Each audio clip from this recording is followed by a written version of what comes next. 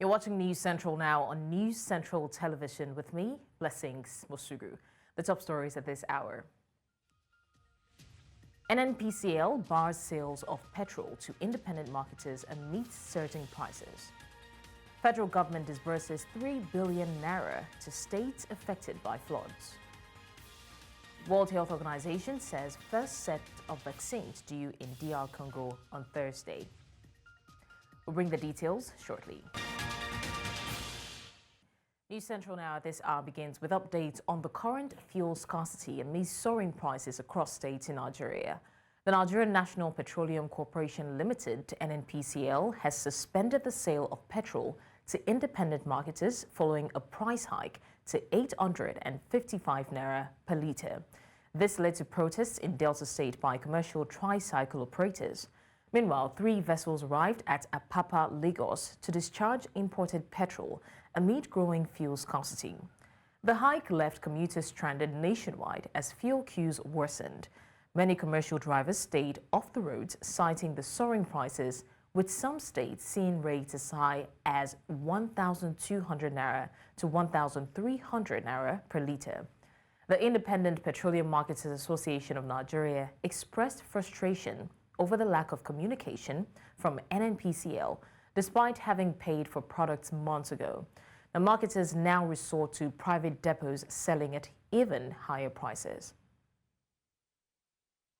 Vice President Downstream at the Nigerian National Petroleum Company Limited, the NNPCL, Mr. Adedapo Segun, has announced that the Dangote Refinery will receive an additional 17.8 million barrels of crude oil between September and November this year.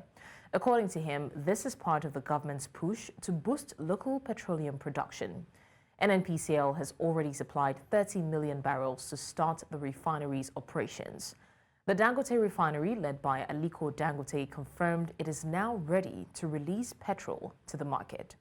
Mr. Adedapo clarified that while NNPCL is currently the sole importer of petrol due to forex challenges and pricing issues, Dangote Refinery will sell to other marketers when conditions improve.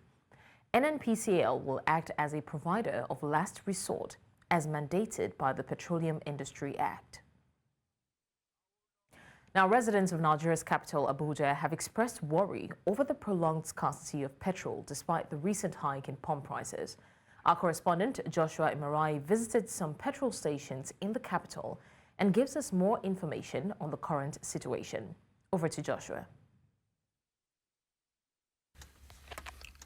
Sites like these have become the norm as lingering fuel scarcity continues to plague Nigeria's Federal Capital Territory and other parts of the country. I remove this generator tank so that I can get fuel easily. Wow. And I pay extra 1,000 naira to get it.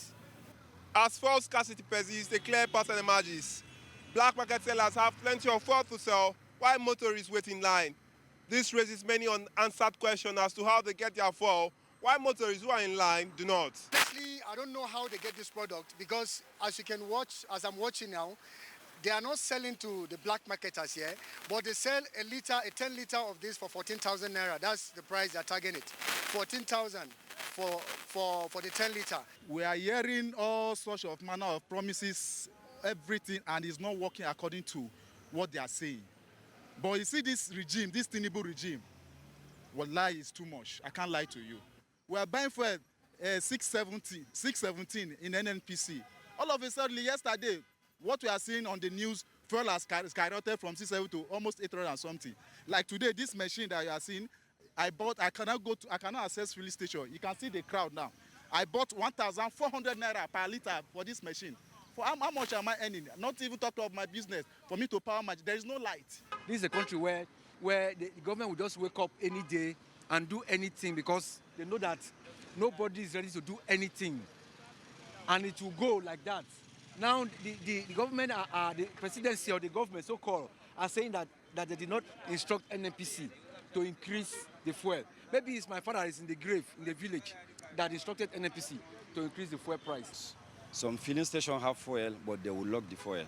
So please let the government check them, and whoever lock fuel, and let them cease in license. So if they cease like 2 or 3 filling stations license, the rest will wake up. and they will sell the fuel for us. Nigerians are holding on to the hope that the current fuel crisis, marked by lengthy queues and a recent price increase, will soon subside and normal life will resume on the streets.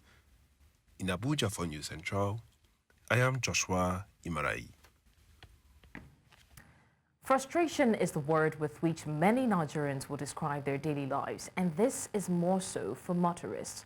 This is owing to the scarcity of petrol in the country, as it has become very difficult to find for purchase, and even when they do, it is at very exorbitant prices. News Central's Chizoba Anyowe in Jos, the Plateau State capital, was on the major streets of the city to monitor the fuel situation and filed this report. It is no longer news that premium motor spirit has become very scarce in many parts of Nigeria, with Plateau State not an exception. For the past 10 weeks in Plateau State, petrol has been very scarce, with motorists finding it difficult to find filling stations to buy from, except for black markets, who sell at very exorbitant prices, ranging from 930 Naira per litre to 1,000 Naira per litre. Only the NNPC mega stations sell at the official pump price of 617 Naira per litre, giving rise to these very long queues that stretch up to 5 kilometers away. And in the long run, many motorists end up not buying the product. I can say it has become a kind of a routine pattern that we have to park, we have to come and queue here now against tomorrow. So we have to leave the car here and wait till tomorrow before we can get fuel from the mega filling station. I think the least the government can provide for Nigerians, being one of the major oil producing countries, is fuel. We are not saying that it should be given to us free. At least let the price of fuel be commensurate with our status as an oil producing country. For so many, the scarcity of petrol is more worrisome because Nigeria is also a major producer of crude oil, yet citizens go through different levels of difficulties to find petrol to purchase. This has caused untold hardship among citizens, as the scarcity has equally affected every other means of livelihood. We elected you to serve us. We elected you to give us good government for goodness sake. Why are we tortured to this extent? Why is the government subjected us to this level of penury? This is ungodly. This is unpardonable. If I didn't get this fuel now, I will not be able to work. So you can see it's stressful and it's not making things easy. As this situation continues to soar, motorists are calling on government to do anything possible to ensure that they go back to their normal lives again with this situation coming under control. In Jos for News Central, Chizoba Anyowe.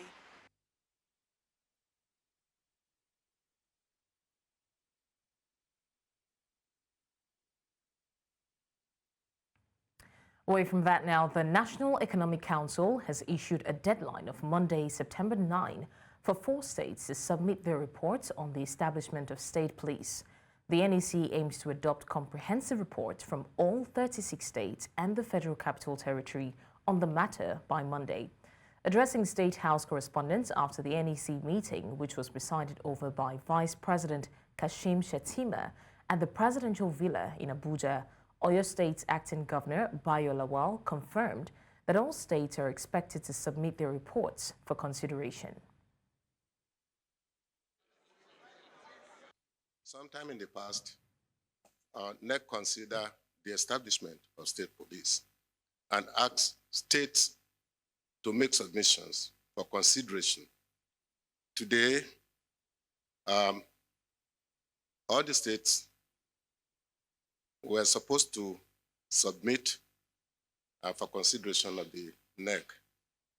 Incidentally, 4 states couldn't submit, and for that purpose, NEC decided that those states must make their submissions on or before Monday next week. Otherwise, whatever decision NEC takes on the establishment of state police will be binding on those states that refuse to submit to make submissions. So that is the resolution as of today's NEC meeting. In the meantime, the federal government has disbursed 3 billion naira to states impacted by recent flooding in an effort to alleviate the suffering of affected communities. Bauchi State Governor Bala Mohammed announced during his briefing that several northern states were among the most severely affected, with significant loss of life and property. He added that the fund is aimed at providing immediate relief, including food supplies and temporary shelter for displaced citizens. We go on a short break now, and when we come back, Labour Party stakeholders set up committee to organize Congress. That's after the break. Stay with us. Thank you for staying tuned. Now, let's tell you that stakeholders of the Labour Party have set up a 29-member committee to organize the World Congress across the nation. The committee is to be headed by Namadi Usman and Darlington Nwakocha, who will serve as the secretary of the committee. The leader of the party, Peter Obi, who announced the composition of the committee at the banquet hall of the government house in Umuahia, the Abia state capital, southeast Nigeria, said the party has resolved to toe the right path in correcting what could become a costly mistake. Also, Governor Alex Oti has said that if things remain the way they are in the party, everything done by the executive will become a nullity later. Edward Pwajok gave highlights of the communique reached at the end of the meeting. News Central's Chinwe Ugele tells us more in this report.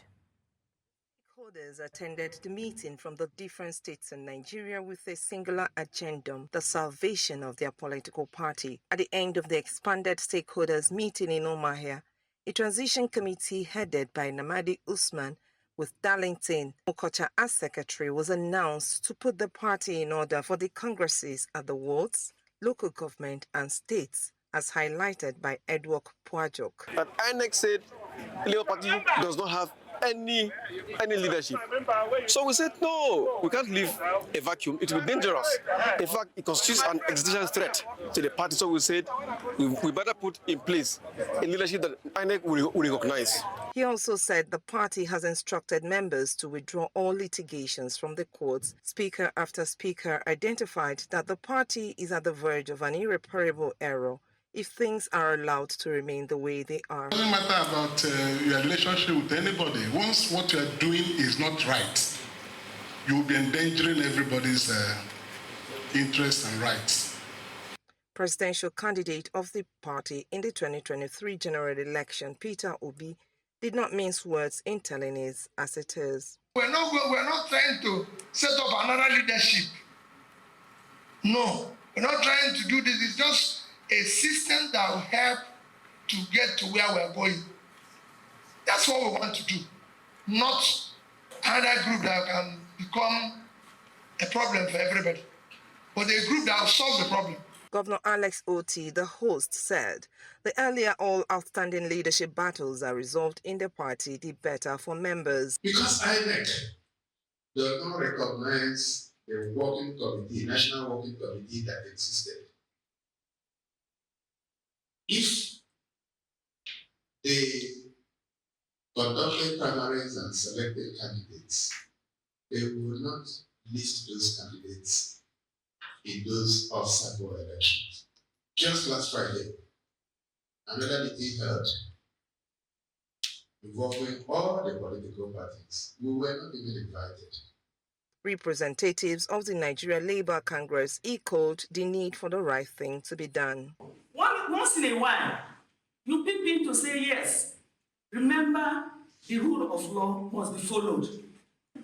To make sure that we don't make the mistakes we are trying to correct right now. The stakeholders confirm that the tenure of Julius Abure as national chairman of the party expired since 8th of June 2024, and so will not jeopardize its chances in the coming elections with illegality. In Umuahia for News Central, Chinwe Ugele. Now to security matters. Some of the victims who escaped the attack by suspected Boko Haram insurgents that left at least 81 people dead in Mafa village, Yobe State, have shared accounts of the devastating rot. According to one of the victims, there are still bodies in Mafa village that are yet to be recovered. while those dispersed into the bush are left with various degrees of injury and nobody can go to their aid. kanana kimanin mutum 200 da wani abu sun rasa rayukansu ranar litinin a kauyuka mun yi jana'i da mutum 81 jiya an kawo gawa mutum 34 babban gida akwai gawawakin da azibi a cikin garin mafa yanzu aka sun ribe wanda ba a je an dauke su ba al'umma wanda bindiga ya tattaba su suna jeji suna nan suna yawo ba abin da zai taimaka ya ciro sun samu mutane a masallaci sun samu mutane a mahauta dattawa dai ina ga a mafa yanzu dai in dai ba mata ba ba namiji wanda ya kai 20 an kokkona gidaje an kakkashe mana al'umma gaba ɗaya babu maza an kokkona an kakkashe sun dasa ba mai a garin duk ya tattashi da mazajenmu mun rasa mazaje mun rasa iyaye mun rasa gidajenmu. Now, to security matters, the Nigerian army says it is committed to leveraging artificial intelligence in its fight against banditry, insurgency and other insecurity challenges threatening the peace and stability of the country. The Chief of Army Staff stated this during this year's Nigerian Army Heritage and Future Center's leadership training for junior commanders in Kaduna State, northwest Nigeria. Now, he says that current security challenges require innovative strategies and advanced use of technology to tackle them. Our correspondent, Idong Joseph, completes the report. Nigeria is faced with an array of security challenges, from the Boko Haram insurgency to banditry, down to kidnapping for ransom and farmers-herders clashes. This over the years has forced the army to also be involved in security operations aimed at tackling criminalities across the country, together with the police. These emerging threats pose significant challenges to junior leadership, thus pushing the armed forces of Nigeria into unfamiliar situation that requires novel skills and approaches. These, among other situations, demand that junior leadership must be circumspect, adaptive, and responsive. To ensure junior officers of various units of the Nigerian Army are prepared to confront the evolving security threats, this training has been designed to equip them with relevant technological skills to build their capacity and update their knowledge on latest technological advances. Seminar will seek to familiarize the Nigerian military junior leaders and commanders to today's security environment and their roles in mitigating them, as well as drawing their attention to possible future challenges and ways in which they will be able to put together technology and their command responsibility in resolving them. The training is especially going to emphasize the importance of technology and the fact that the battle space is expanding, where there will be no borders, and they need to, meet up with that within that space, especially to leverage, artificial intelligence and be prepared for that future battle space. The training targets junior officers from various units of the Nigerian Army, recognizing that they are often the first to respond to distress calls and challenging situations. Now, anti-corruption experts have tasked Nigeria's federal government to ensure transparency in its extractive sector to help mitigate challenges affecting the sector, ranging from corruption, opaqueness during operations, and adverse effects of climate change. This was during the first International Anti-Corruption and Climate Change Conference, which held in Abuja. Amadine Uyi reports. It was a two-day conference organized by Pro-Transparency Organization, HEDA, with the theme, National Stakeholders Engagement for Accountability and Transparency in Addressing Climate Change and Energy Transition. Those in attendance said the discourse will bed knowledge expected to transform Nigeria's extractive sector, bettering national consciousness that will bring about transformation in the light of climate change challenges. From the caliber of accomplished individuals and interests represented in this room this morning, I am confident that today's discourse will birth fresh body of knowledge that will be the springboard for radical reforms and transformation of hydrocarbon exploitation and environmental consciousness within the Nigerian oil and gas sector. Experts say Nigeria's extractive sector faces multiple challenges ranging from a lack of transparency, opaqueness during operations, corruption, and effects of climate change. Climate change has been variously described as the defining issue of our time today, the single greatest threat to sustainable future, our planet, and our security at large. It's not just an environmental challenge, it's a developmental challenge too, described by somebody as the Everest of all problems. For most Nigerians, this is a new area completely, and the government hasn't done much to promote and educate Nigerians on the effect of climate change. A road has just been, a contract for a road has just been awarded in Lagos, between Lagos and Calabar, going to traverse about 8 states. There was no consideration at all the effect of climate change as far as that road is concerned. You have communities in many of all the states in the country with high level of illegal mining, and also with the collusion of state governments and traditional rulers and the rest of that. So for us, accountability mechanisms must be laid as part of the foundation to our transition to the new source of energy. They also emphasize the need for reforms, especially as Nigeria strives to achieve energy transition.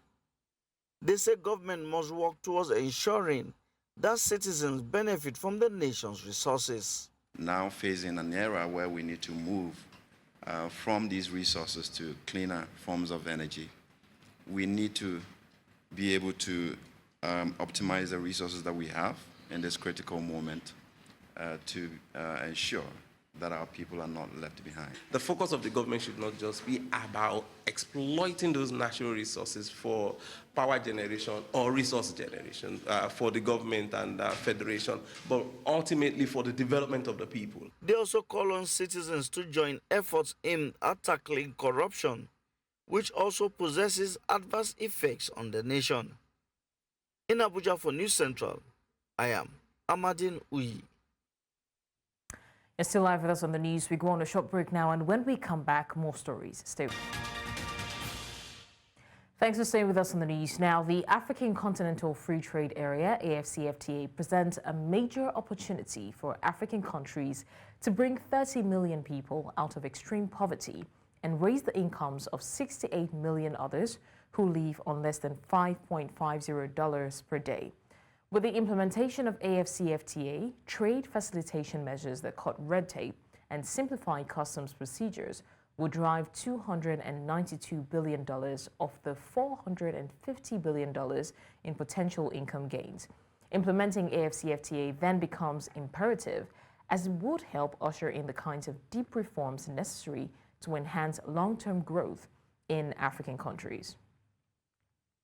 And now joining us to look at the impact of the full implementation of the African Continental Free Trade Area to Africa's economy is Dr. Obiora Madu, logistics and supply chain expert and chairman, Multi-Mix Group. Thank you so much, Dr. Madu, for joining us.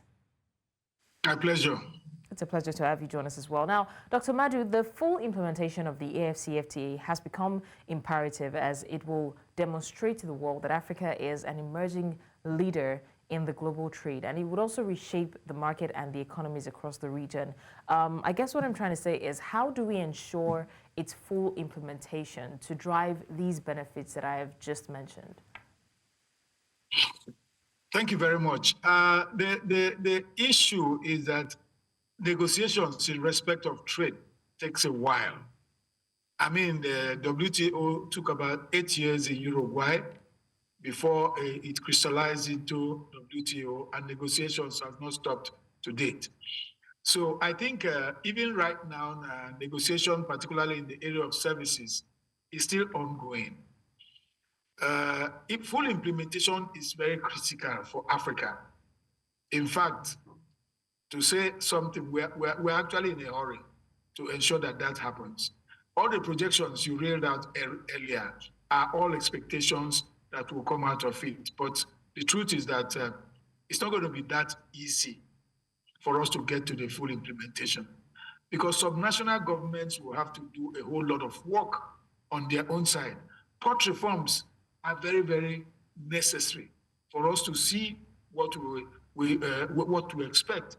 Issues like capacity building within the, and then also incentives for SMEs, because it is the SMEs that are going to drive the implementation of that. So we need policy reforms among countries, because the best time you can talk about full implementation is when we become a single custom union within Africa. We have dealt with tariffs and the rest of them, but a lot of barriers are still there. A lot of protectionism are still there. So the truth is that it is not going to happen like magic. It is going to take a while. Transactions have commenced already on AFCFTA, and so many nations are yet to key in. They are all preparing. So the full implementation will actually make it a lot easier for almost all the countries to join at the same time. But we need it. We need to exploit the fact that it's a 1.4 billion people market, the single largest African market in the world. So, but the fact is a lot of work in the area of infrastructure, in the area of policy reforms, and breaking of bureaucracy. Right. For full implementation. Okay, Doctor, also, as important as trade amongst African countries are, we must also consider the internal economy as well. How do we ensure that there is a balance within the internal economy? Okay, I didn't mention about protectionism earlier. You find out that every country is still trying to make sure they're protecting themselves. Some Nigerian businessmen are being harassed in Ghana. There are so many non-tariff barriers that are there.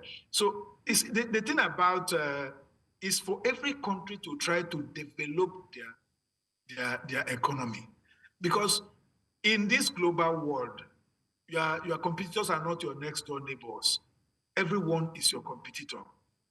Specifications in the global market is for everyone. There's none for third world countries and none for second world countries. So that means that subnational governments must intentionally develop their own economy before we can all integrate into a well-developed AFCFTA that will help with intra-African trade, which is currently abysmal, and then also enable us to contribute meaningfully to the entire global trade. So it is something that there must be intentionality as far as subnational government is concerned. I don't think there's much you can do about that. But when the infrastructures emerge, it will also assist subnational governments to prepare. But protectionism is not the way to go. All right, Doctor, thank you so much for joining us and sharing your thoughts. Thank you once again. My pleasure. Coming up on the news, President Faye is set to dissolve opposition-dominated parliament. We'll bring you the details after the break.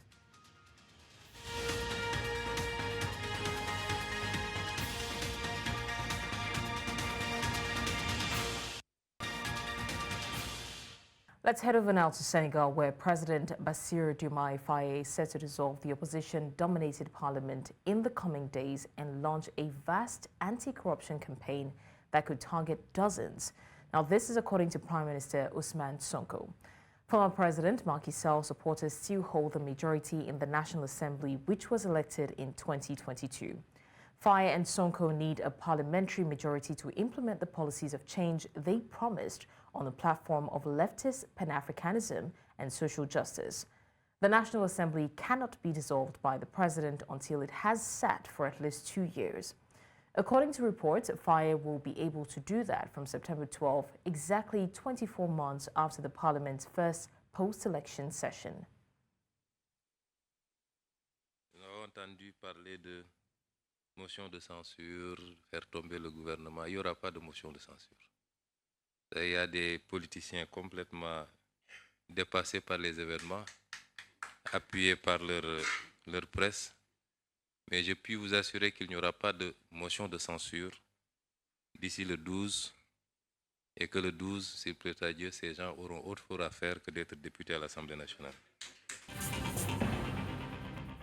And our news richness in the studio says elder statesman Edwin Clark is currently speaking to newsmen in Abuja, the Federal Capital Territory, of several national issues rocking the nation. And now we'll be joining our Abuja bureau for the press conference. Okay. Go on. Go on. Okay.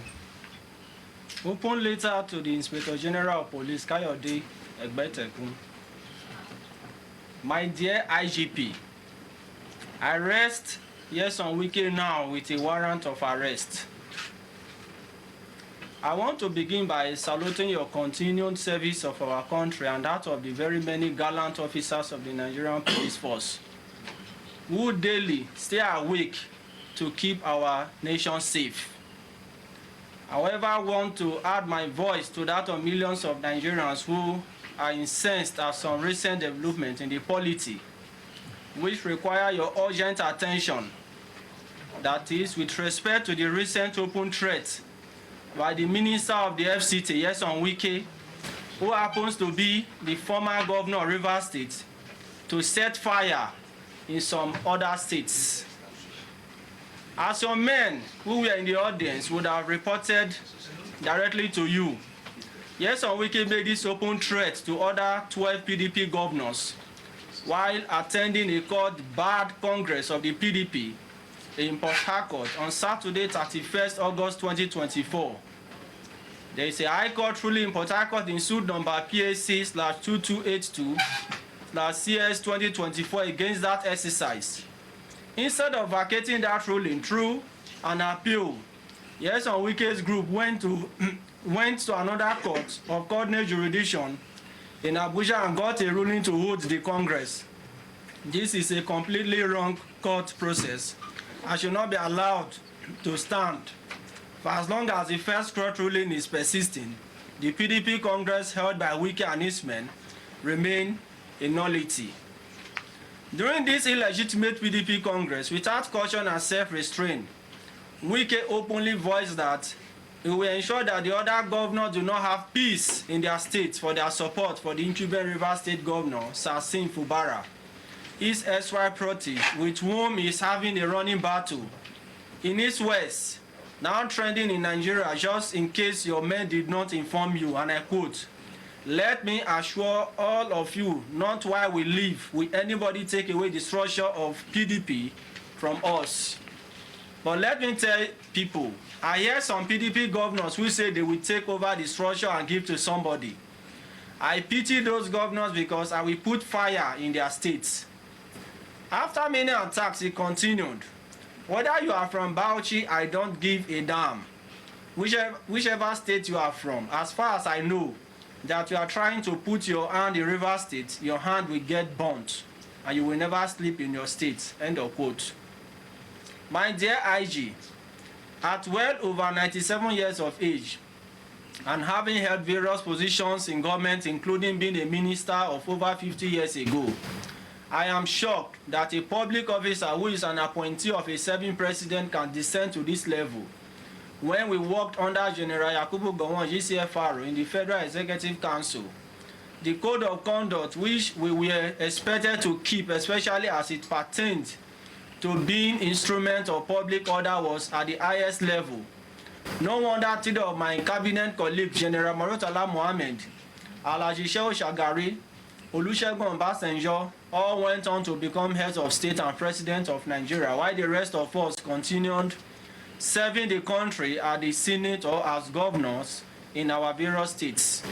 It may seem light to some, but to imagine that these words came out from a serving minister is most unbecoming and indeed a flagrant disrespect on the person of President Bola Ahmed Tinubu, GCFRO, who appointed him, and a threat to public peace.